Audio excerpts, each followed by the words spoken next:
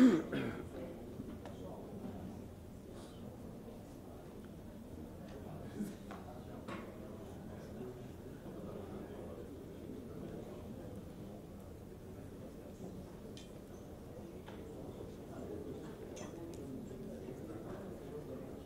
alô, alô. Paulo já está aqui. O Marcelo está ali. Só falta o Roy.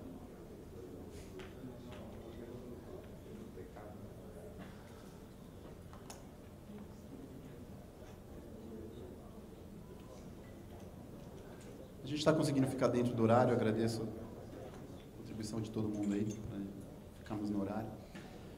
Bom, agora, como eu já tinha dito na parte introdutória, nesse cone aqui, que define a envoltória das 4 grandes discussões que a gente quer fazer ao longo do dia, o nosso foco vai ser evitar a tentação de cair na minúcia da metodologia. Obviamente, isso é impossível, mas sempre lembrar do tipo de troca que houve aqui no final entre o Ian, Rafael, eu mesmo, o colega da CEMIG. Aos olhos do regulador, o que ele pode fazer para, inclusive, ser um agente para reduzir risco regulatório e aí, então, no longo prazo, isso se transformar em modicidade tarifária. Isso seria uma função objetiva expressa de uma maneira bem mais sofisticada e brincando um pouco com teoria de jogos, né? Rodadas sucessivas, nas quais eu acredito com base em princípios muito bem definidos. E aí também tentar aproveitar, com base nas práticas regulatórias de outros setores e outros países, as melhores lições e os erros a serem evitados. Então, para isso, a gente vai então trazer para o debate. O Cláudio vai me ajudar na moderação. Ele está ali já combinando o jogo com o Paulo. Eu peço então para vir o palco Cláudio Salles, presidente do Instituto Ascende Brasil. O Paulo, por favor, Paulo Pedrosa. Marcelo Costa e o professor Roy. Cadê o professor Roy? Eu vou falar o nome, ele vai entrar ali, provavelmente, como aconteceu. Quer ver? É ele? Não? Bom, enquanto as pessoas vão se acomodando, uma retomada, né, uma certa introdução para o tipo de discussão que a gente quer ter. Primeira pergunta para rolar a bola, e aí, dependendo da dinâmica aqui, a gente não ensaiou nada, vocês estão vendo que tem um certo grau de improviso, porque é um projeto de P&D, né, não é aquela coisa toda ensaiada. Mas, para a gente não ficar no vazio, uma primeira pergunta para instigar aqui um debate com esses 3 tipos de stakeholders seria: com base na sua experiência prática, você acha que o conceito mais intuitivo de custo de oportunidade tem sido observado pelos reguladores antes das escolhas metodológicas, né? Então,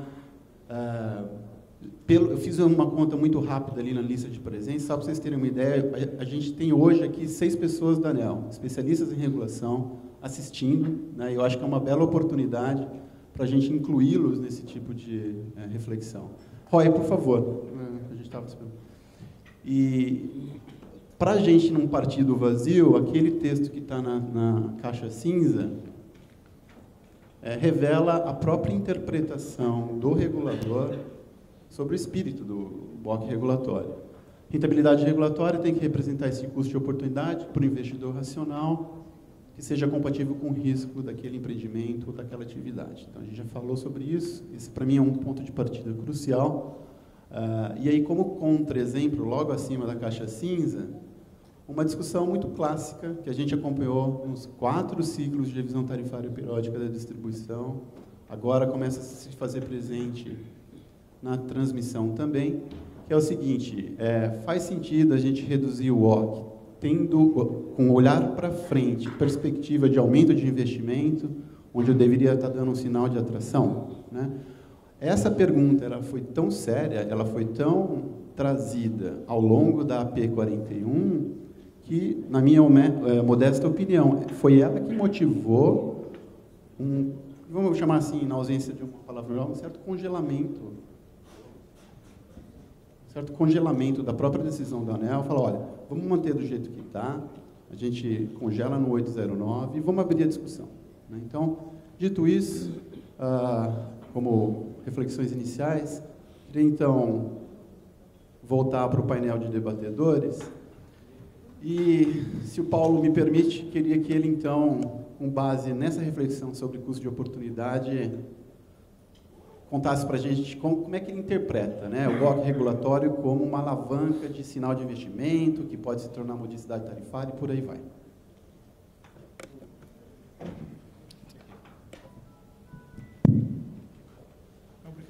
Obrigado. Então, aqui aos colegas da mesa, apesar de que não é uma mesa física, mas e a vocês todos presentes aqui nessa sala, com certeza sou o que menos entende de CAPM. Ao longo do tempo eu fui me tornando assim, alguém que olha cada vez mais o todo, mas assim, tenho imenso respeito pela base técnica, e aqui eu vejo assim, pessoas muito importantes no processo meu da vida, que Fabiano, que foi meu assessor no tempo da ANEEL, e Gabardo agora, para citar um lá atrás e um novo, mas muitos outros aqui, né, que me ajudaram a ter densidade na base técnica. Mas eu acho que a minha maior contribuição, né, talvez ela esteja, num primeiro momento, numa reflexão geral, né, assim, tentar sair do microscópio para o telescópio e dizer, mas o que a gente está fazendo aqui, qual é o jogo que está sendo jogado e, no fundo, onde é que isso afeta o Brasil como um todo, onde é que nós devemos concentrar os nossos esforços, não é, o que é realmente importante nesse momento, o que você pega da experiência internacional e o que é muito difícil de tropicalizar. Então, são mais assim, reflexões e dúvidas do que propriamente apontar um ou outro caminho, mas eu acho que são importantes. Eu vou tentar aqui, de memória do que eu refleti hoje de manhã, né, fazer essas provocações, né? A primeira delas é que nós estamos vivendo um momento muito, muito, muito especial no Brasil. Quer dizer, é um momento de fim de um ciclo e começo de um novo ciclo. Quer dizer, isso é uma coisa que está contratado e que talvez as pessoas não percebam, e o setor de energia, mais do que qualquer outro, ilustra o momento que o Brasil está vivendo. Quer dizer, nós vamos ter que repactuar o funcionamento da nossa economia pelo esgotamento dos modelos tradicionais, né, que eram utilizados no país. Então, e o setor de energia está num cheque absoluto, né? Nós não temos mais o recurso de governo, o governo que está quebrado, né? Nós não temos as estatais, né, que foram um elemento de suporte muito importante para o setor, né, ou diretamente, ou como sócias, como parceiras, como indutoras, não temos mais. A capacidade de pagamento dos consumidores está muito próxima do limite, né? Existe uma pressão tecnológica de um lado, das mudanças climáticas de outro, e cultural, por outro lado, dos consumidores querendo ter voz, querendo participar do mercado. Então, as condições são condições de ruptura, quase, em relação, né, ao modelo que dirigiu o setor, e essa discussão aqui é um pouco central, né, desse processo como um todo. O Brasil vai ter que fazer uma nova opção, e a nova opção vai ter que ser pelo capital privado. Agora, qual será a opção pelo capital privado é a grande incógnita que está colocada. Quer dizer, nós faremos a opção tradicional, né, para um capital privado parceiro, não é, quase que escolhido pelo governo. Nós repetiremos modelos do passado, talvez com mais gestão, com mais planejamento, com mais correção moral, mas, no fundo, repetiremos um modelo de escolhas e intervenção de governo, não é, ou nós vamos, de fato, escolher uma mudança para trazer um capital privado competitivo, né? E essa é a grande dificuldade. Acho que, num cenário em que nós não teremos mais dinheiro barato para subsidiar o setor, porque não tem mais BNDES, não tem TJLP mais 0,5%, né, o custo do capital vai tender a refletir uma expectativa do privado, então você tem que trazer mecanismos outros, né, que promovam eficiência para o consumidor. Então, assim, essa é a reflexão do momento. Hoje, aqui, nós estamos focados no WOC regulatório dos segmentos que seriam monopólios naturais. Eu acho que esse é um pedaço pequeno da equação, mas eu queria tentar dar um panorama geral. Quer dizer, esse WOC regulatório é a questão mais delicada, porque você não tem a competição de fato, né? Porque quando você tem a competição de fato, né, todo o trabalho intelectual, né, ele é um trabalho de antecipação do resultado, mas qualquer erro que você conduza no processo, ele tem os pecados perdoados pelo batismo do processo competitivo. Então, você passa a ter uma liberdade. Nós, por exemplo, o Gabardo participou disso, na discussão da transmissão nova, nós trabalhamos muito para aumentar o WOC colocado nos leilões. Houve muita resistência, houve um enfrentamento, mas o que aconteceu? Aquilo ampliou a competição. Nós tivemos leilões com um sucesso extraordinário e com um WOC final menor do que o dos leilões anteriores, quando, por comando e controle, se queria reduzir a rentabilidade dos empreendedores. Então, assim, onde há possibilidade de competição, eu não tenho a menor dúvida, né, que a discussão deve ser deslocada para ampliar a competição. Então, eu digo, por exemplo, na questão da geração por cotas. Acho geração por cotas um erro. Não é? Acho que isso dá aos técnicos um poder muito grande e os erros são assumidos pela sociedade e pelos consumidores, como a gente está vendo no modelo de cotas, que uma das propostas que nós conduzimos foi a descotização.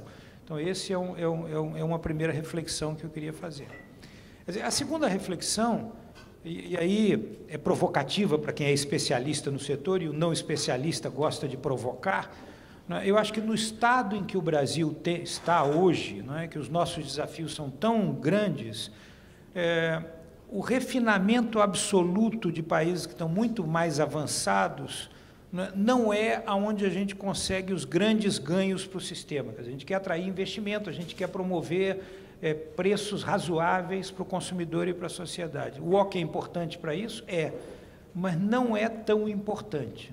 Eu acho que, assim, para provocar, e eu não estou dizendo isso como uma verdade, mas como uma provocação, eventualmente, se você decidisse a taxa de tesouro de longo prazo mais 3%, ou 4% ou 5%, e vai ser assim pelos próximos 15 anos, você talvez traga um impacto muito grande no mercado mas é uma solução, e é uma solução que tem um conjunto de méritos, inclusive de dar transparência e previsibilidade. Assim, a minha visão é que tornar o segmento atrativo, e trazer o capital que é capaz de inovar e estimular o ganho é uma maneira que beneficia o consumidor. O ganho não está na discussão técnica do WOC. Eu digo assim, qual é o sentido em você esmiuçar no mínimo detalhe, na segunda casa decimal, o WOC, não é? E você repetir no segmento de transmissão, não é, um cenário em que você promove o sobreinvestimento, porque tem capital precisando ser aplicado, aquilo é relativamente seguro, então você começa a ter uma pressão política gigantesca sobre o governo para fazer mais leilões de transmissão, como nós enfrentamos, Paulo, a pressão para fazer leilão de reserva de energia. Porque, é claro, aquilo atrai o mercado, aquilo é boa notícia, o governo começa a comemorar mais um leilão, 16 mil quilômetros de linha.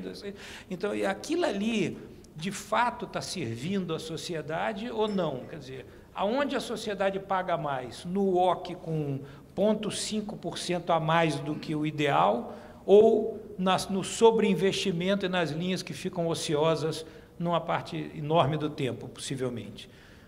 Tem sentido a discussão do WOC para a transmissão, num cenário em que o governo, às vezes, diz que agora o bacana é a autonomia regional, a autossuficiência regional do país. Então, caramba, quer dizer, nós vamos discutir a sinergia das várias regiões, o tráfego de energia para garantir as vantagens do sistema interligado nacional, ou nós vamos para uma linha de defender térmica na base, com cada região autônoma no sentido do seu abastecimento. Não estou dizendo, de novo aqui, não estou trazendo verdades, estou trazendo dúvidas, mas não dá para fazer as duas coisas ao mesmo tempo. E se for para fazer as duas coisas ao mesmo tempo, a discussão do WOC regulatório aplicado à transmissão antiga, sob o ponto de vista da modicidade, ela é irrelevante em relação ao ponto de vista do custo da ineficiência global do sistema. E a outra reflexão que eu trago, Cláudio, vendo aqui que eu já estou talvez me passando, digamos assim, eu talvez o período mais rico da minha vida em termos de aprendizado foi o meu período de regulador, né? Que eu passei a pensar um pouco como economista em alguns aspectos, né? Eu brinco que eu fui uma vez acusado formalmente de exercício ilegal da profissão de advogado. Felizmente, os economistas são menos ciosos com isso, né? Mas você passa a ver a questão do incentivo e do comportamento que aquele incentivo produz e como você tem que operar o processo para ter os melhores resultados para a sociedade, né? Porque se você não opera direito, você vai ter sobreinvestimento e a sociedade vai pagar. E uma questão importante não é apenas o custo, né? O OC influencia o custo, mas é quem paga aquele custo. Quer dizer, na medida em que a gente tem um modelo em que os custos são socializados, né, você não dá o sinal econômico para a eficiência do sistema. Então, a discussão do OC regulatório do segmento da transmissão antiga, ela é talvez menos relevante em dizer assim, quem vai pagar pelos custos, que deveriam ser mais aqueles que dão razão aos custos, né, e isso vai dar os sinais econômicos para uma maior eficiência e um ganho para a sociedade como um todo, do que propriamente no aperto da mão do regulador para obter modicidade na redução do OC. Quer dizer, a discussão, na minha opinião, eu não tenho os números, mas me parece muito pouco relevante frente quer dizer, o ganho para o consumidor nessa discussão é muito pouco relevante frente à grande discussão. Quer dizer, então, a tarifa locacional, o sinal de preço horário, né, eventualmente direitos de transmissão, quer dizer, que mecanismos você tem para fazer, quer dizer, mais importante do que definir qual vai ser o custo, é também quem vai pagar um custo. Então, a gente tem que ter uma diferenciação. E o último ponto dessa cadeia de raciocínios soltos, assim, provocativos, é que você, de um lado, tem que diferenciar nos consumidores quem paga, porque isso leva à eficiência. Né? Se todo mundo paga de forma compulsória, você vai só acumulando custo. E, de outro, você tem que também diferenciar os agentes do mercado. Quer dizer, você não pode ter, como muitas vezes, e aqui, de novo, invadindo, né, o campo do Eduardo, economista, mas um capitalismo sem Schumpeter. Você tem que ter a destruição criativa do processo, a destruição criativa que a gente, no Brasil, é contra, né? A gente quer escolher o vencedor e proteger o perdedor, mas a destruição criativa é parte do processo. Você tem que ser capaz de desenhar um cenário com OC regulatório, mas, ao mesmo tempo, permitir que diferentes agentes tenham e sejam estimulados a ter, não é, remunerações individuais diferentes daquela do OC, para que alguns prosperem, cresçam, ampliem o seu espaço e outros, dentro do processo natural e legítimo do capitalismo, sejam destruídos, comprados, reengenheirados, e trazendo esse desconforto que nós não gostamos, mas que ele é fundamental para o sucesso do ambiente do setor. Então, Cláudio, assim, essa era a minha primeira provocação inicial, atendendo aqui o que eu conversei com o Eduardo. Muito boa, Paulo. Tua história de vida profissional dá um capital de conhecimento e de experiências que são muito valiosas. E eu acho que você trouxe muito bem a discussão para aquela função objetiva a qual me referi bem lá no início. Afinal de contas, o que nós pretendemos, da metodologia, para investimentos, ao mesmo tempo modicidade tarifária, ao mesmo tempo diminuição de riscos, enfim, você posicionou muito bem essa questão. A gente tem aqui, Eduardo apontou, um conjunto de perguntas, a ideia é rodar essas perguntas por todos vocês três. Eduardo, você quer fazer? Talvez tenha o mesmo tipo de reflexão sobre custo de oportunidade de capital do Marcelo e do professor Roy, né? Então, o mesmo tipo de reflexão sobre custo de oportunidade de capital, ouvi o Marcelo, da posição dele de CFO, e do professor Roy, como acadêmico, consultor, practitioner, né? Vários chapéus ao mesmo tempo. Por favor. Bom, obrigado. Bom dia a todos.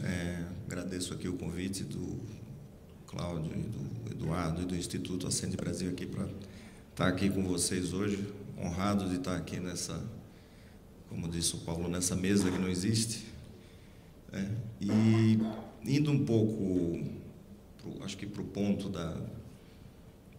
dos temas aqui, mas sem deixar de passar um pouco pelo que o Paulo, né, colocou, várias coisas que permeiam a questão do WOC e do investimento na visão da empresa privada, no qual concordo plenamente aí, que tem uma série de outras coisas, né, que cercam essa questão do WOC em si.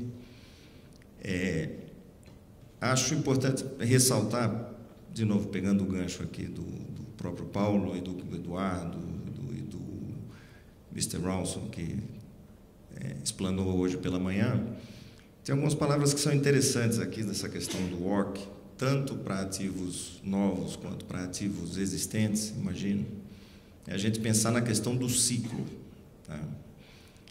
Muitas vezes a discussão, né, que a gente, como empresa privada, escuta ou é provocado, tem a ver muito com aquele momento de mercado. E, às vezes, você pode ter um momento onde existe uma certa calma de taxas de retorno, principalmente no curto prazo, mas que não capturam algumas inquietudes, né, dentro do setor privado, dentro da alocação de capital que as empresas precisam fazer, porque ela precisa pensar, principalmente comentando no caso da empresa que eu represento, que é uma empresa que faz um investimento muito mais estratégico, pensando realmente nos 30 anos da concessão, no caso de transmissão, né?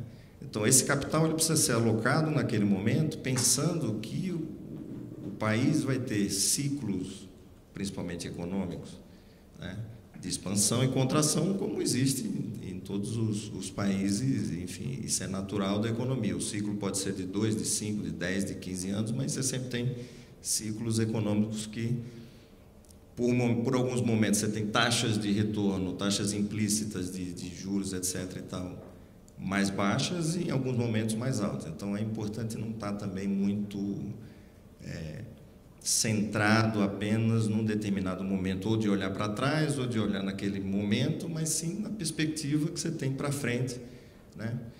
Se a gente... uma parte boa da apresentação aqui hoje pela manhã é ver que na Inglaterra também tem questões de reduções de taxa de juros de longo prazo, né?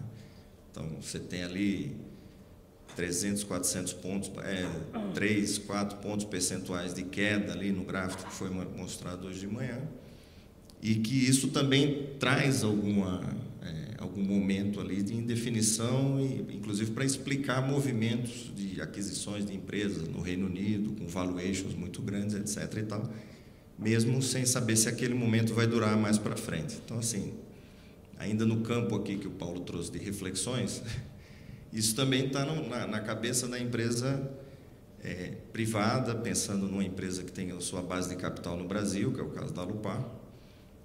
A gente tem que fazer essa reflexão num horizonte muito maior, né? E esse WOC regulatório, o que vai ser o nosso no final do dia, pensando em ativos novos agora, né, em leilões de transmissão, no momento que a gente vai lá e dá um desconto, que a gente vai ter o nosso WOC, digamos assim, esperado real. Por que esperado? Depende de uma série de fatores. Tudo aquilo que a gente desenha se vai se comportar daquela maneira. O investimento vai ser aquele, a licença ambiental vai sair naquele momento, quanto eu coloquei de gasto fundiário vai ser exatamente aquele gasto que a gente vai ter. Se eu vou ter alguma pendência depois com os fornecedores de equipamentos ou de construção civil, se eu vou ter uma questão jurídica, problemas trabalhistas, quer dizer, tem uma série de coisas que é exatamente esse, como eu diria, um spread requerido pela empresa privada, naquele momento do leilão, tentando colocar tudo isso em contexto, quer dizer, olhar o que o regulador está colocando, ou o poder concedente, naquele momento do leilão, pensando muito em ativo novo, e esse momento de principal risco, que é a construção efetiva, e quanto você vai gastar naquela construção, né? No momento real, né? Aí a gente deixa um pouco a planilha do lado e entra na parte mesmo do que é a vida como ela é. Então, todas essas expectativas, elas são colocadas, e é isso que dá algumas situações que são observadas em leilões quando a gente olha para trás, né? Quando, em alguns momentos, esse WOC, e aí não estou fazendo nenhum juízo de valor do passado, mas são fatos, né? Ele começou a cair, e as expectativas dos agentes estavam completamente, paradoxalmente, diferentes dessa tendência de queda de WOC. Então, você começou a ter leilões mais esvaziados, lotes que não foram leiloados, etc. e tal. A partir do momento que, em abril de 2016, teve o leilão de linha de transmissão, que foi muito marcante, né, onde se fez uma revisão desse WOC, trouxe para um patamar com conceitos de dívida de mercado, né, sem questões de subsídio, tentando tirar um pouco esses elementos, e aí você dá uma sinalização de mercado muito melhor, que trouxe uma competição grande, e o mercado ajustou isso, tendo descontos consideráveis, um sucesso de leilões, né, tanto de abril quanto de outubro de 2016, principalmente, esse ano foi muito marcante, né, e o mercado ajustou essa questão, né.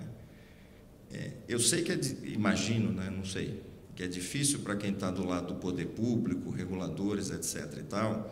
Quando acontece isso, é importante mencionar que no Reino Unido também, engraçado, é interessante a gente ver que isso acontece em outros países também, quer dizer, a pressão que há política, de mídia, etc., também de dizer o seguinte: esse WOC estava alto demais, porque teve desconto aí de 40%.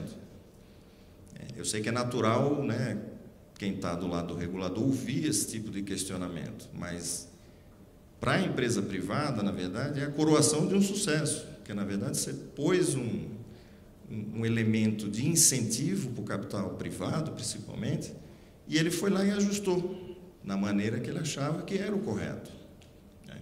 Porque pode ser que, em outro momento, esse desconto de 50% na tarifa, na RAP, pode ser de 10%, de 15%, de 5%, pode não ter. Então, esse ajuste é promovido pelo setor privado. Acho que esse é um ponto importante. E aí eu fazer um paralelo, tinha que ser, enfim, um pouco do mercado financeiro, aí, que é um pouco do meu métier. Quando a empresa, quando vai emitir, por exemplo, uma debênture, é muito comum, ou até num processo de oferta de ação, é muito comum, né, na hora de fazer a precificação de quanto vai sair esse custo, no caso de uma debênture aqui no Brasil, né, os bancos que estruturam, eles colocam, de fato, um pouco mais de margem, que é exatamente para dar um incentivo de quem vai investir naquele papel, de dizer, não, eu tenho um papel aqui que está pagando, sei lá, IPCA mais 6, e esse novo papel, ele está me dando um pouco mais de prêmio. Então, se a gente pensar na pessoa física, né, a gente que tem o nosso dinheiro lá, que vai querer comprar uma debênture de infra, fala, vou entrar nesse papel aqui, sei lá, 7. E aí ele faz um processo concorrencial, onde de repente até aquilo volta para 6, ou 6,1, ou 5, qualquer coisa. Quer dizer, o mercado foi lá e ajustou aquela perspectiva. Então é importante essa sinalização de incentivo, né? Porque na prática é isso que a empresa, né, principalmente o setor privado, ele vai analisar, porque ele tem uma série de coisas para colocar nesse contexto que eu citei aqui, enfim, para vocês. Não sei se, pelo menos nesse primeiro momento, para não tomar tanto tempo aqui. Não, obrigado, Marcelo. A gente vai continuar rodando, né, professor? Professor Roy. Bom, falando especificamente de custo capital, o custo capital baixo é um custo capital justo. Se a gente busca redução de custo capital por conta de ter modicidade tarifária, a única forma real de fazer isso não é indo lá e agindo sobre a conta do custo capital, sobre o número do custo capital que está lá no dia. Você consegue o efeito oposto se fizer isso. Se você coloca o custo capital num patamar justo, que o investidor diga, puxa vida, diante das condições do mercado hoje, diante do risco que o negócio apresenta hoje, esse custo capital é adequado e tem um monte de coisa dentro. E se você, como aprendemos hoje, coloca as condições de gestão do setor de uma forma a não trazerem riscos desnecessários para o setor, você consegue, nessa combinação, uma adesão de investidores dispostos a receber o menor custo capital possível. Explicando, tirando o risco do setor, tanto do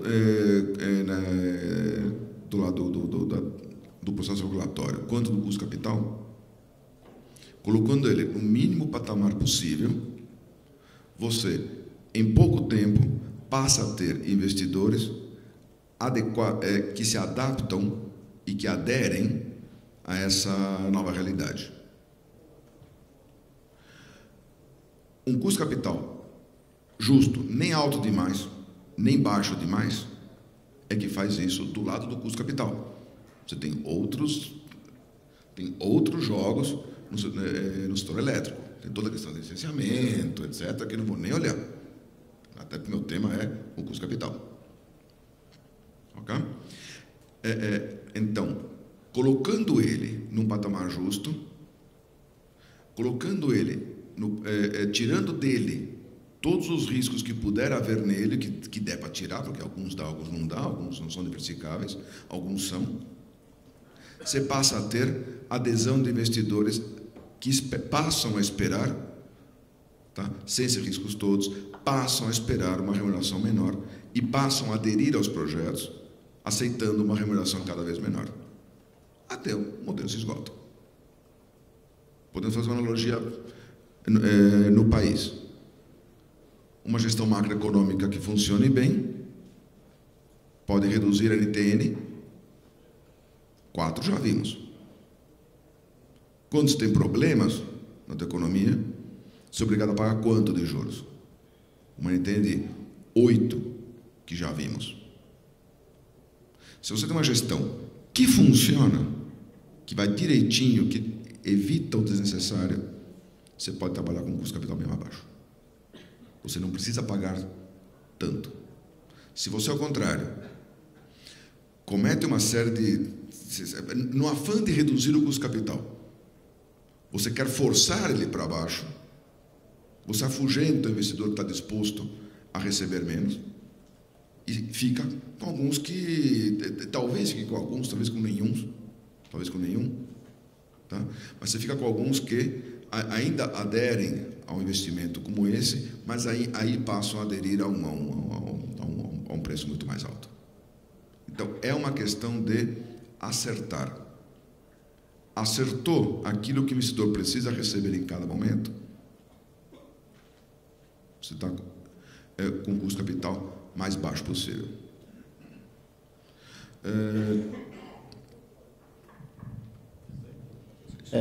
Uma reflexão que sempre acontece na linha do que o professor Roy falou, inevitável em termos de reflexão, é a de seleção adversa, né?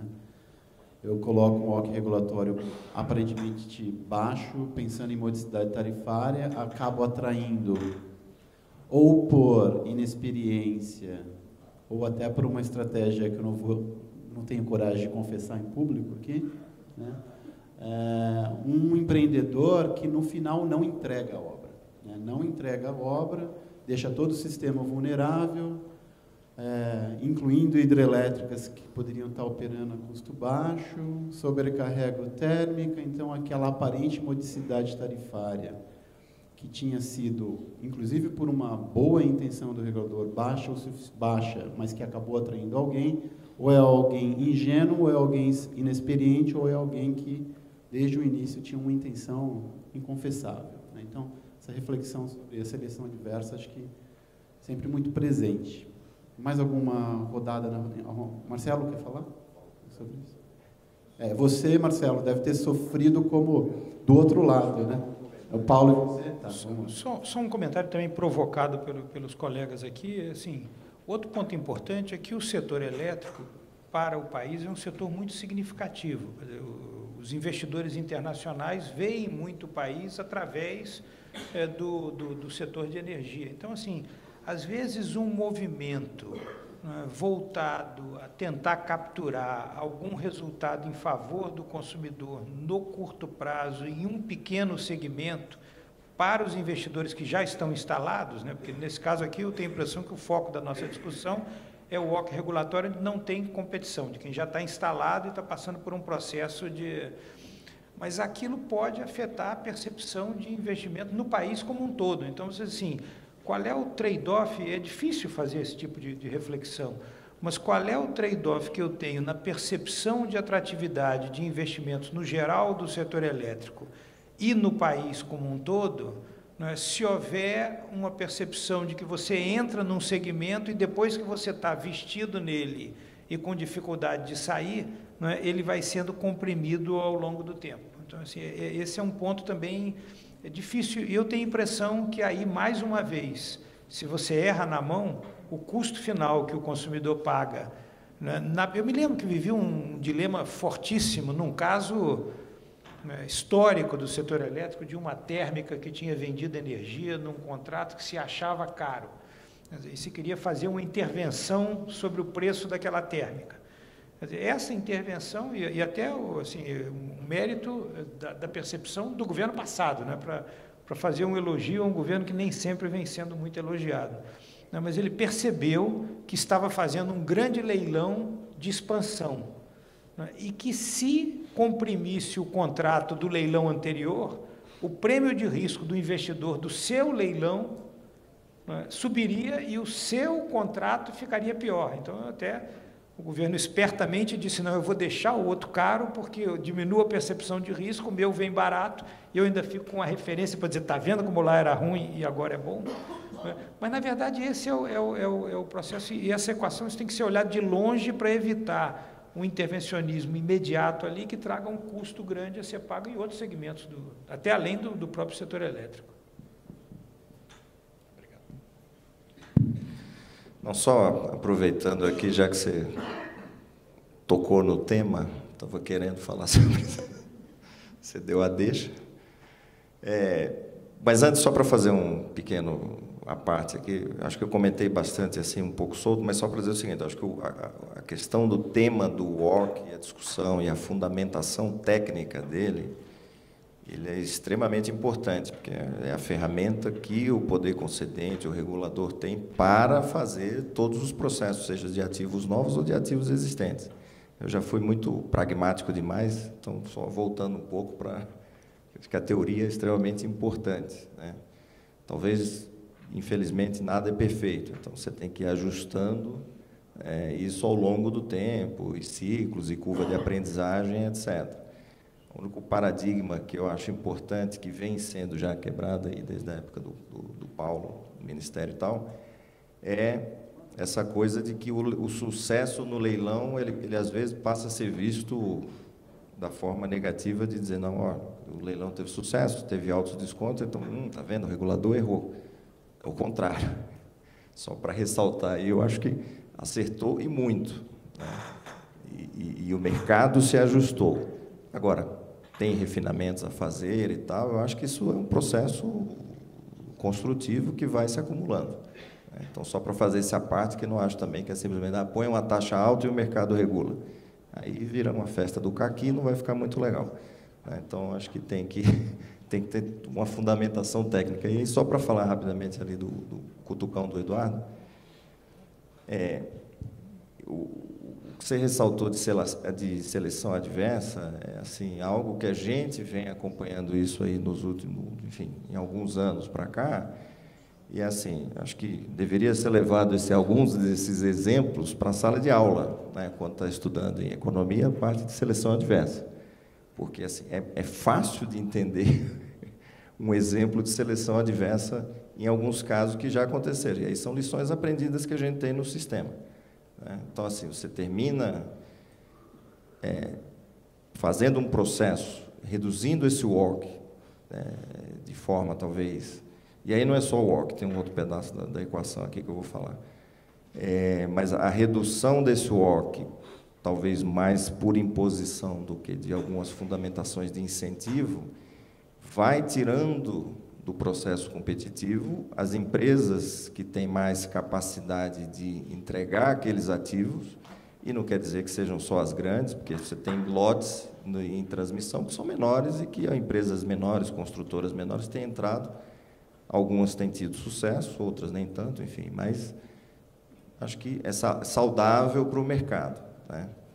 Então, assim, você, ao fazer, talvez por imposição, você cria seleção adversa, onde tem, talvez, alguns investidores com interesses diversos, enfim, e que não entregam esse ativo depois. Aconteceu em geração, em transmissão tem centenas aí de exemplos, e o custo, e aí voltando para a questão de custo-benefício que o Paulo comentou aqui, quer dizer, o custo para o setor, para a sociedade, é muito mais caro do que se tivesse feito algo, né, mais interessante, não só do ponto de vista de WOC, né, e também, não faz parte aqui do tema, mas na qualificação de quem vai participar do processo competitivo, né?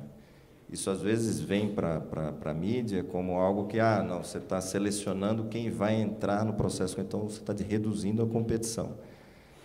Esse é um tema meio complexo, mas eu acho que não tem nada a ver, né? A gente está no segmento de infraestrutura, de uma maneira geral, é capital intensivo, precisa de ter muita capacidade de crédito, precisa ter equity, precisa ter capital próprio, né? Precisa ter uma certa dimensão para fazer um investimento de 100 milhões de reais, que é um investimento pequeno, né? Na física é muito dinheiro, mas para uma empresa é pequeno no setor elétrico, ou fazer um investimento de 2 bilhões de reais.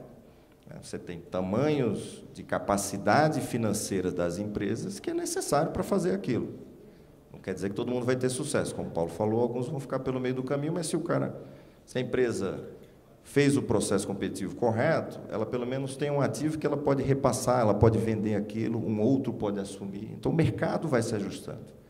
Agora, quando entra a seleção adversa, aquilo vira um pepino, fica um nó dentro do sistema, causando uma série de problemas de GFON, de geração fora de ordem de mérito, potencializando o GSF na parte de geração, etc. e tal. Isso, enfim, o prejuízo para a sociedade é muito maior do que ter um leilão onde saiu, assim, long story short, com um desconto médio de 50%. Né? Quer dizer que precisa ser assim sempre. Mas vai sair muito melhor, provavelmente, do que aquele que não, né, o custo de você ter uma seleção adversa. Obrigado. Muito bom, Marcelo. A propósito desse tema, talvez a grande dificuldade, eu acho que isso já é um sentimento comum, essa sua preocupação, a reflexão, eu já tenho ouvido bastante aqui.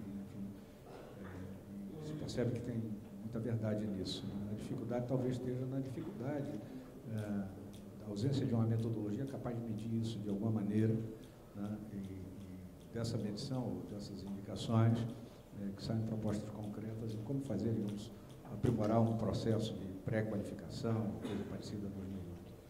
Mas fica o desafio, esse é um grande tema, e como você bem apontou, na nossa história tem inúmeros casos, inúmeros exemplos que mostram, enfim, os efeitos dessa seleção adversa. Mas eu queria voltar ao tema, nosso predileto aqui do dia de hoje, e fazer uma provocação aqui para vocês três, sobre uma questão que está sempre presente quando se fala disso, né? Se faz sentido... pode jogar na tela? Né? Se está no slide... já está lá? Slide 33. Se faz sentido ou vale a pena o esforço de... Mais um. Um para frente. Quem é que está pilotando? Mais um. Pronto. Nós temos esse sistema automático no Instituto, eu penso, o Eduardo faz. Muito bom. A questão é essa, número 2. Se faz sentido ou vale a pena o esforço para diferenciar o OC por elo da cadeia de valor. Vamos começar pelo professor Roy.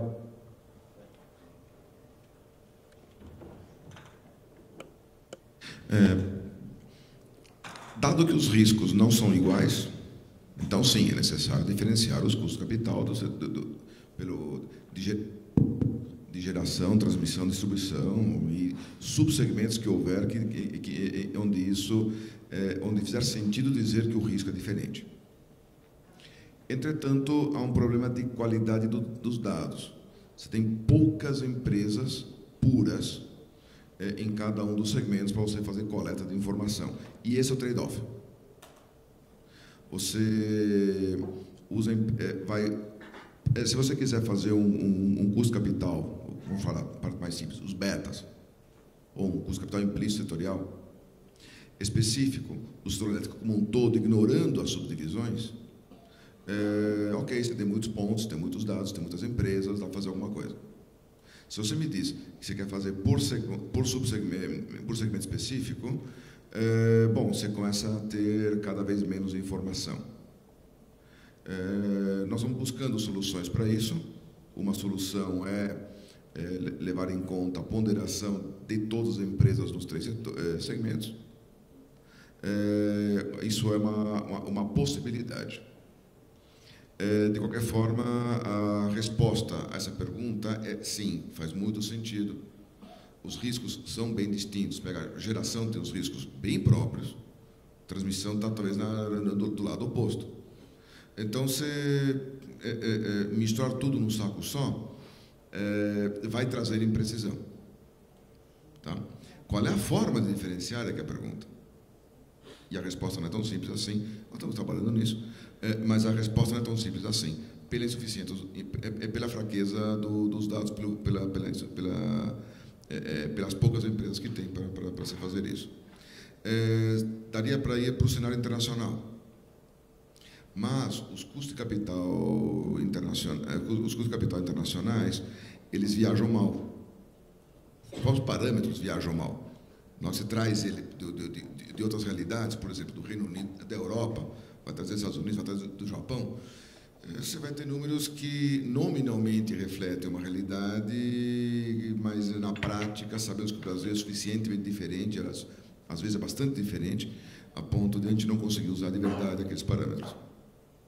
E essa é a questão que a gente está nós estamos debruçados para buscar a resposta. Abrindo as entranhas do projeto, né, professor, das próprias dificuldades empíricas, né? Quando a gente falou, a primeira coisa é definir qual método, vamos para o CAPM puro, multifatorial, esse é o primeiro problema. Depois, e a qualidade dos dados, e aí leva para esse tipo de problema prático. Né? Se eu tivesse 30 empresas puras em cada um dos segmentos, seria muito mais fácil.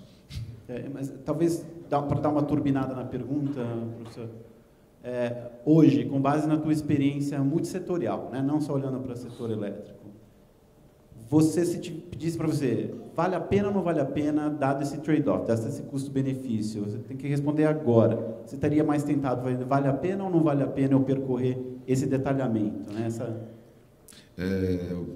A partir da minha experiência, é necessário. É necessário.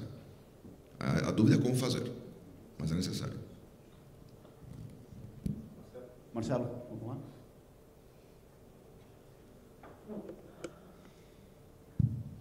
Estava aqui pensando. Não, sem dúvida, há uma distinção grande, que eu acho que, pelo menos lá na Lupar, a gente tem muito isso na cabeça, assim, entre ser meio metódico, entre ativo novo e ativo existente. Né? Cada um tem uma caixinha. Não, mas mas na 2 você fala ali, diferenciar por ativos novos e existentes. Por isso que eu estou pegando o gancho.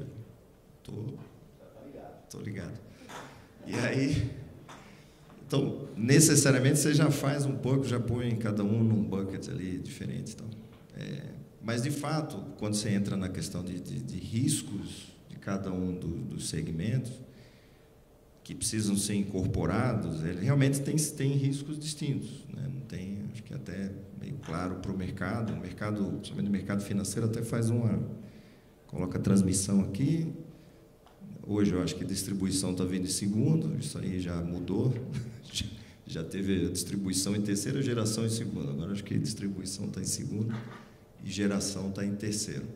exatamente por riscos inerentes a cada um, e aí eu falando um pouco mais de ativos existentes, né? A partir do processo de operação de cada um desses ativos, os riscos ficam muito mais diferentes. Eu acho que talvez, é que distribuição você não faz uma distribuidora do zero, né? Hoje você tem CAPEX, o investimento relacionado à melhoria e tal, ou expansão da rede, sei lá, dependendo da região do país.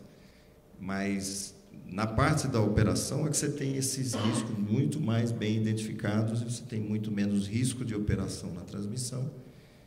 E, segundo o mercado da distribuição, não é o nosso negócio lá, mas parece que está em segundo lugar. E geração está bem animado, a gente tem lá a geração. Poderia ficar menos animado e agradecer. Então, acho que na lanterninha, a parte de geração, principalmente problemas de GSF, etc. e tal, e custos, bom, enfim.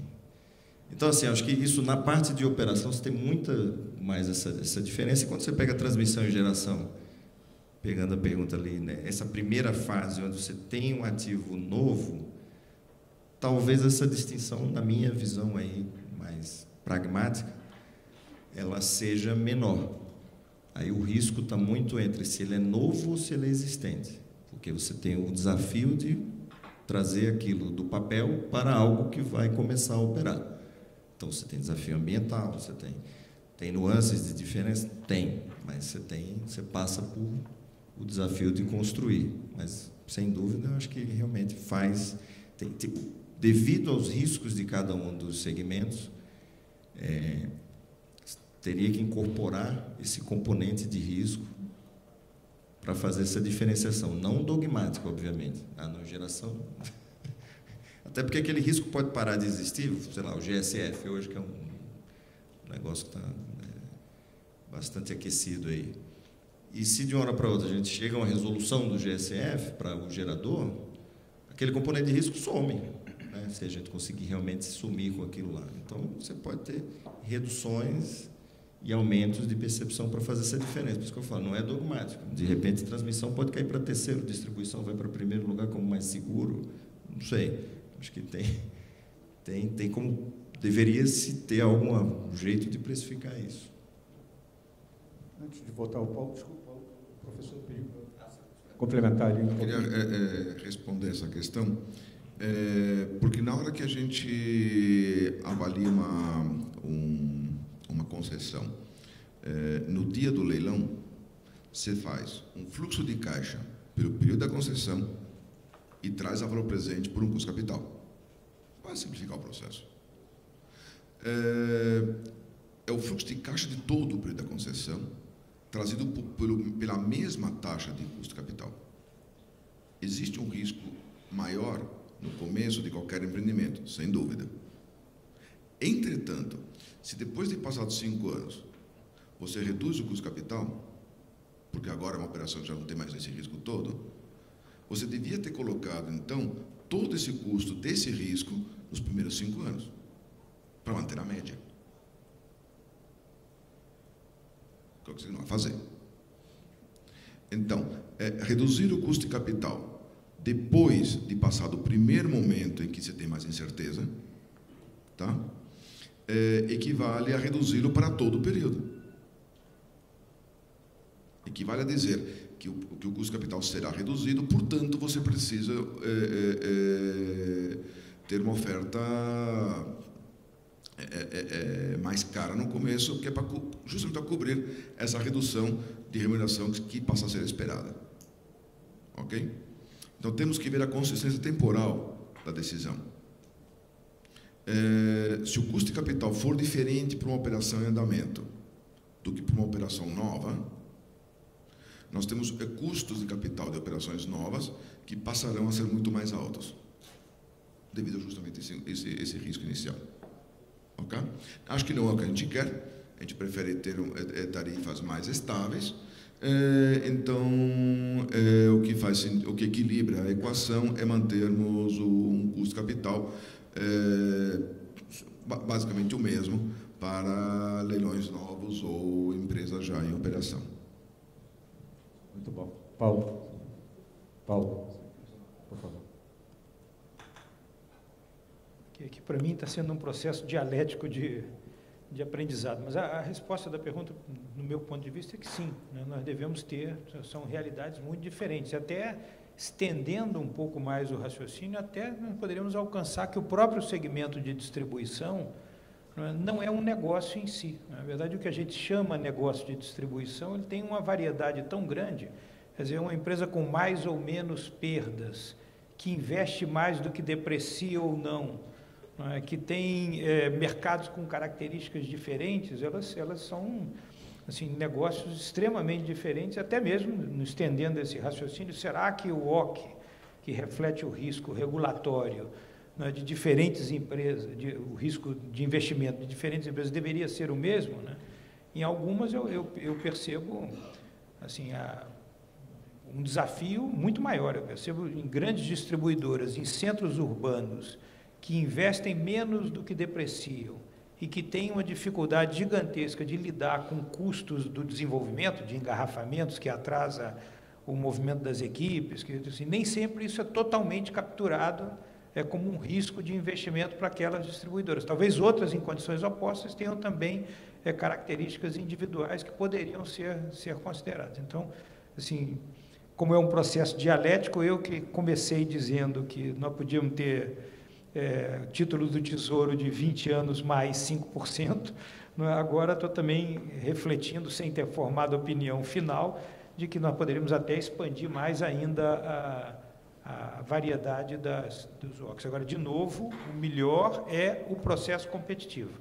Quer dizer, para a geração, por exemplo, eu não tenho a menor dúvida que é descotizar, vender o risco para alguém e alguém assume e gerencia o risco. E o gerenciamento de risco é que vai criar aquela diversidade entre as empresas. Basta olhar o balanço das empresas hoje e ver que o risco hidrológico, que é um fantasma para alguns, para outros é uma oportunidade de ganhar dinheiro, porque os agentes contratam os especialistas, estudam o mercado, desenvolvem modelos de contrato próprios para lidar com o risco hidrológico e cumprem o papel deles na cadeia do mercado. Quer dizer, melhor do que alguém lá de cima definir o quanto cada um tem que ganhar, é definir a regra do jogo e permitir o processo competitivo. E é o que está, por exemplo, me parece, acontecendo no segmento de geração. Será triste para alguns? Será, mas é o jogo do processo e é assim que tem que ser.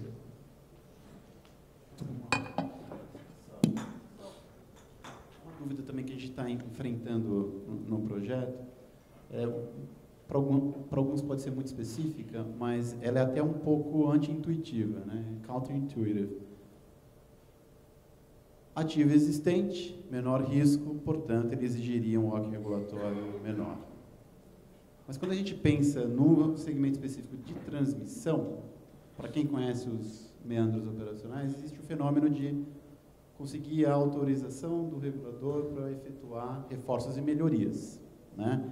E do que a gente ouve do mercado, na prática, como você só tem um pós-reconhecimento, talvez isso seja tão arriscado quanto um ativo novo, né? Então, se tiver alguma reflexão, pode ser do painel de debatedores, ou se a própria plateia quiser dar algum tipo de insight, a gente quebrando totalmente o protocolo aqui, mas acho importante até como dados de entrada para o projeto nos próximos meses, né, professor? Porque esse debate vai e vem, a gente sabe o que o Rafael pensa, mas...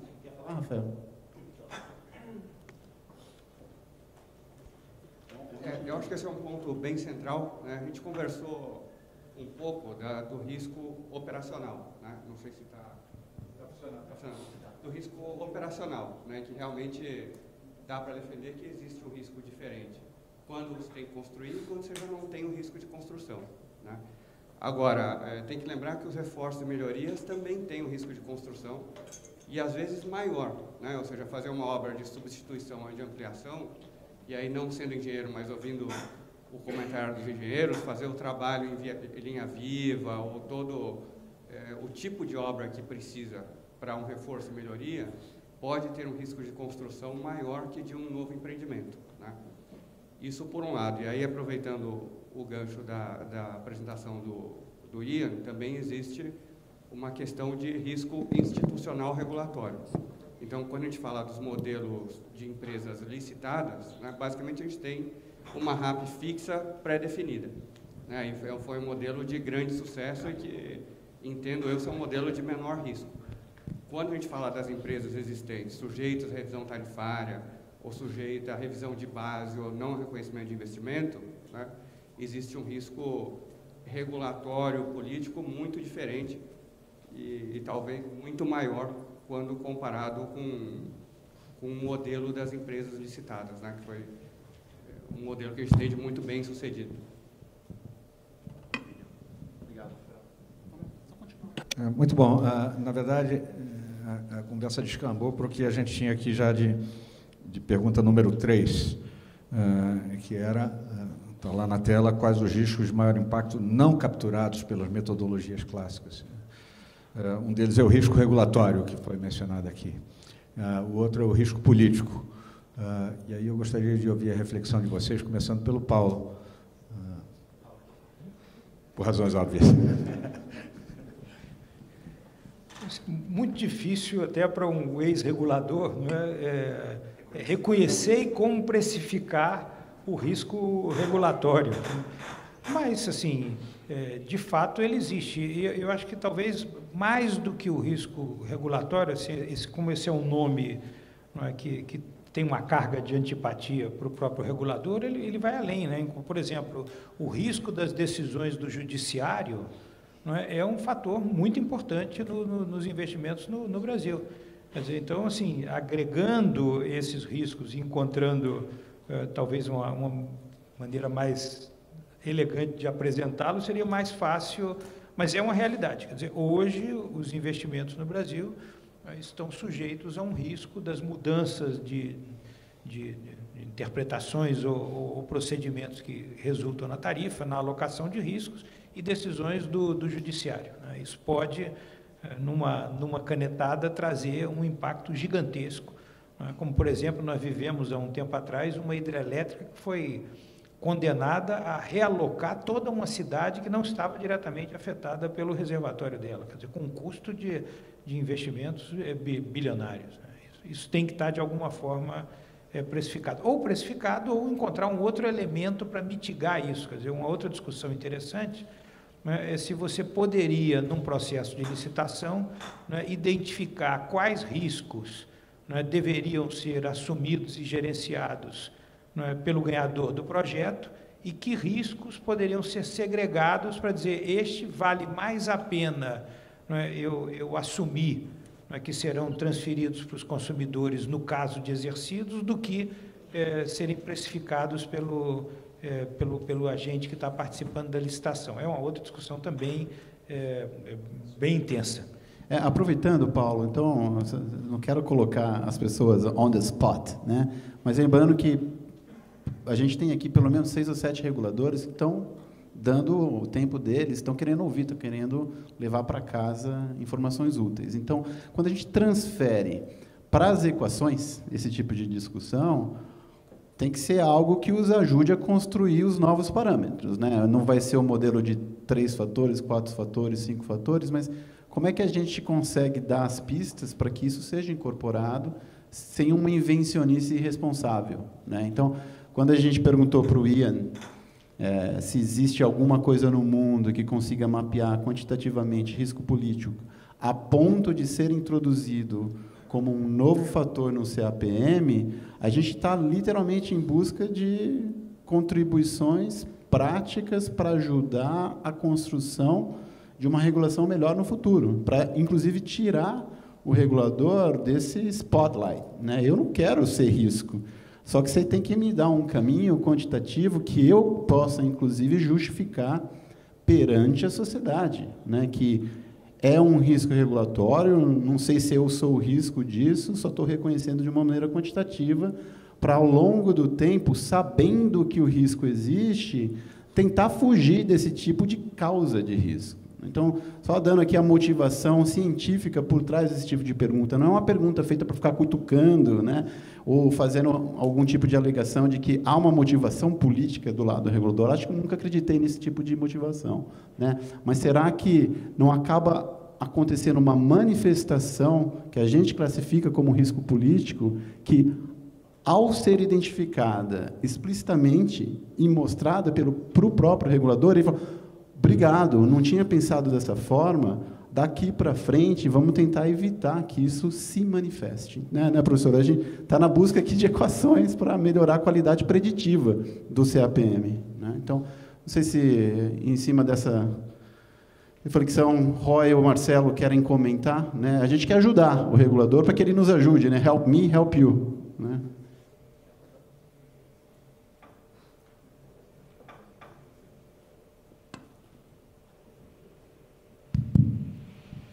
Bom, o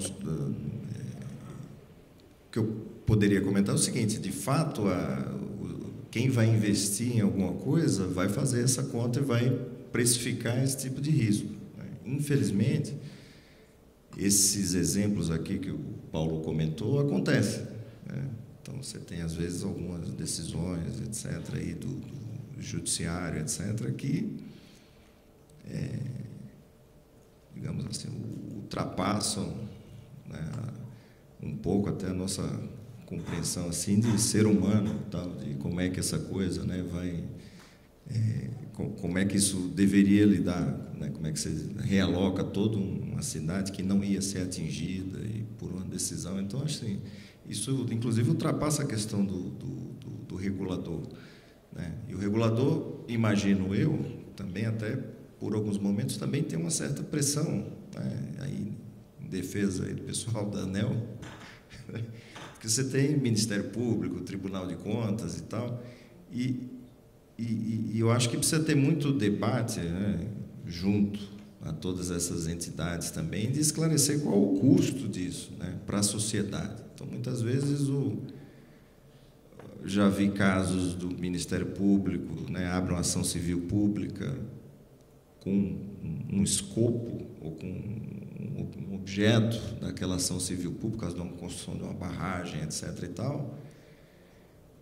quando, na verdade, não tem muito isso. Né? E aí e a ação fica lá, e a empresa gasta com advogado, pode atrasar muito o processo, e, às vezes, isso não traz impacto para a sociedade. Né? Enfim, pensando em investidores que estão fazendo um investimento responsável, né? Que tem área de meio ambiente, socioambiental, que conversa, faz audiência pública, vai nas comunidades. A gente, pelo menos no nosso caso, a gente não sai atropelando ninguém. Então, você tem que ter muito debate com a sociedade para... Né?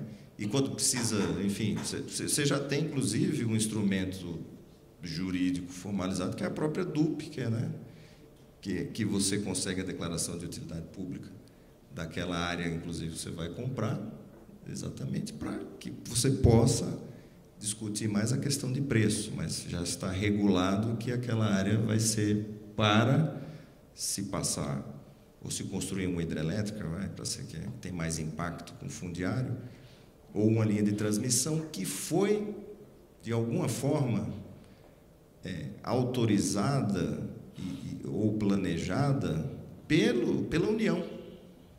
Então, a União foi lá, né? Enfim, ela que outorga a concessão de uma hidrelétrica ou de uma linha de transmissão, ela vai lá, fala, tem um traçado, tem um corredor, no caso de linha de transmissão e tal, e diz que é passar por aqui. E aí, o jurídico, que também está representando a sociedade, a União, o Ministério Público, etc. e tal, fala, não é aqui, porque... Aí você fala, bom, aí o que é que eu faço? A União colocou em leilão isso aqui, né? E de uma forma, bom, eu quero fazer e construir dentro das melhores práticas possíveis, etc. e tal, de boa vizinhança com a sociedade, indenizando da melhor forma possível, etc. e tal. Parar o projeto por alguma forma entra num negócio meio, você fala, bom, a União quer fazer, mas aí tem um outro pedaço da própria, digamos assim, União colocando tudo dentro do mesmo. Não é isso, obviamente, mas... E aí a empresa fica numa situação muito delicada. Né? Então, acho que tem vários pontos aí para a gente analisar nesse prisma. Só respondendo à questão, Quando você monta um modelo de custo capital, você pode montar um teu. Eu penso assim, meu feeling é que esse risco é um pouco mais alto, um pouco mais baixo. Mas se eu monto um custo capital para finalidade regulatória, não vai dar. Eu preciso de parâmetros bem explícitos, um modelo bem explícito, que seja estável no tempo, que os parâmetros sejam estáveis no tempo, que sejam consistentes com aquilo que o investidor precisa receber, tá? Que reflita os vários riscos que existem, onde os parâmetros sejam mensuráveis, onde dê para explicar isso de forma razoável para o público medianamente instruído. Essa discussão pode ter no Tribunal de Contas, essa discussão pode ter no Judiciário, então tem que ser uma coisa que dê para explicar, que seja perfeitamente aceitável, que seja compreensível e que esteja de acordo com aquilo que as pessoas naturalmente já estão esperando. E esse tipo de modelo consegue incorporar algumas coisas e não obrigatoriamente consegue essa sintonia fina de eu acho que eu tenho um risco a mais aqui, mas eu não consigo nem dizer de quanto é. Isso não fica difícil colocar isso no modelo regulatório. Uma parte dos riscos, de qualquer forma, é diversificável, idiosincrático. O que for idiosincrático, diversificável, tem um duplo tratamento. Do ponto de vista do investidor, tanto faz. Ele diversifica isso, sendo um risco simétrico, ele pode diversificar perfeitamente isso, não tem custo nenhum. Se forem riscos assimétricos, do tipo, o risco regulatório é um risco assimétrico potencialmente. Pode ser que o governo do país X me exproprie, total ou parcialmente. Aí se torna assimétrico, aí é o caso de levar em conta explicitamente na medida do que dá. Se eu estou discutindo o risco conforme percebido pelos gestores, os gestores não estão diversificados. Então, eles tendem a perceber riscos com muito mais força, com muito mais impacto do que os investidores. Ok? Tudo isso levado em conta ao mesmo tempo significa que o modelo tem que ser qualquer modelo que um regulador vai usar, e o modelo que a discussão que a gente está tendo é para o regulador, então tem que levar tudo isso em consideração. Qualquer modelo que o regulador vai usar tem que ser explícito, estável, tem que ser justo, tem que ser correto, tem que ser explicável. Ou seja, tem que acabar sendo baseado no CAPM ou alguma variante incorporando fatores adicionais ou não, tá? Mas respeitando esse tipo de premissa. Isso que é a premissa metodológica no sentido de construção, de premissa para construir os modelos. Ok? Ótimo. Paulo, você queria complementar? Só um exemplo adicional, aquilo que eu disse de aonde a gente precisa aqui no Brasil concentrar os nossos esforços para reduzir o custo final da energia. E talvez em situações diferentes, por exemplo, das do Reino Unido. Quer dizer, o problema da linha de transmissão que atende Roraima, causado por impossibilidade de construção por questões indígenas, portanto, de esfera de alcance do governo, de certa forma, gera um custo adicional de 1 bilhão ao ano com CCC. Para os consumidores, esse custo não é 1 bilhão, é 1 bilhão e 400 milhões, porque os consumidores pagam PIS/COFINS e ICMS sobre esse 1 bilhão. Então, nós temos 1 bilhão e 400 de custos adicionais por ano. Quando você compara isso com o setor de transmissão inteiro, que fatura 15, quer dizer, 10% do faturamento do setor de transmissão é equivalente ao que se perde por ano por não se fazer a linha de Roraima. Então, assim, qual seria aí a reflexão? Qual seria o peso do OC regulatório nesses 14 bilhões e o que isso significa? Então, aonde é que, por Pareto, estão os caminhos para conseguir a tal modicidade tarifária?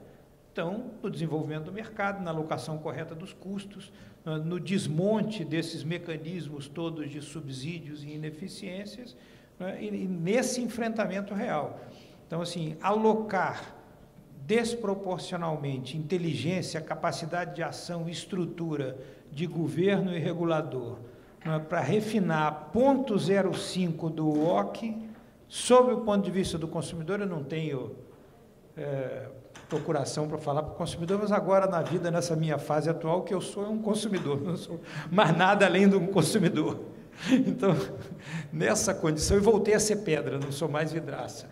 Mas nessa condição, eu acho que na hora de alocar os recursos de governo e de sociedade em nome da modicidade, eu acho que há um conjunto de frentes que produzem resultados muito maiores do que um aperto em condições, por exemplo, como as do WOC. Muito bom. Eu acho que isso nos traz praticamente no final aqui o esforço, disciplinando a 1 minuto do nosso limite estabelecido.